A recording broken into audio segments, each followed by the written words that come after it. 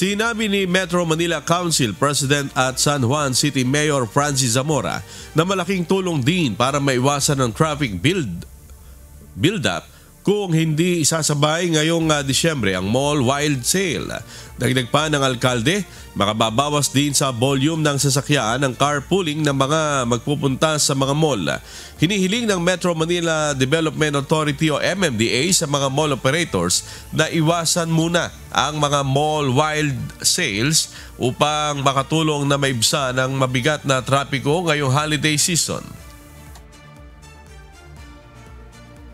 Kung ang mga mall-wide sales po ay may iwas natin sa Disyembre kung saan alam naman natin ay lahat ay pupunta sa mga malls, malaking bagay po talaga yan. At I'm very optimistic that our mall owners and operators will support the plan of the MMDA and the Metro Manila Council because in the end, ano bang habol natin lahat pare-parehas, diba?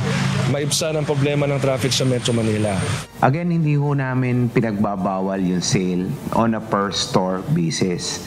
Ang pinagbabawal lang po sana namin or nire-request namin na wag munang gawin ay yung pong yung mall-wide sale na buong mall ay sale kasi po talagang dinadagsa ng tao